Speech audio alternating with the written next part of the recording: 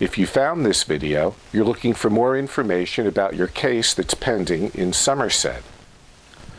For very serious, particularly very serious municipal court charges, there is a certain outline that you can expect will occur in your case.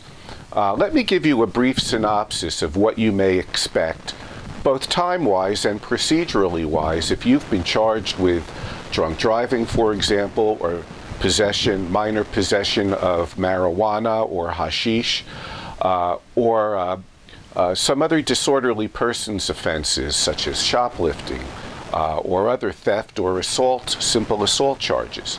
The first thing is that every person has the constitutional right to be advised of the nature of the charge against them and the potential penalties.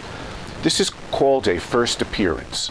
And when you go to court the very first time for a first appearance, you shouldn't expect to speak to a prosecutor about these serious charges because the prosecutor won't necessarily and almost certainly won't have your paperwork.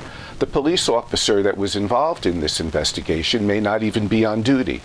The sole reason for this first appearance is to be advised of what you're charged with, the potential penalties, and your right to counsel. Because these do carry consequences of magnitude if they're serious enough. After that, there's a period of time that will allow your attorney to obtain the police reports and any other records that will be useful in preparing a defense for you. We need to know what the police are claiming oftentimes before we can try to poke holes in it or raise defenses to those charges. Then, approximately 30 days after the first appearance, there might generally be a pretrial conference where we would appear in court together in front of the judge, and I will have spoken to the prosecutor, and we will have discussed any issues that arise pertaining to matters such as information we have not yet received, or pretrial motions to suppress evidence or statements that were made, or to compel additional information the prosecutor may not want to voluntarily give to you.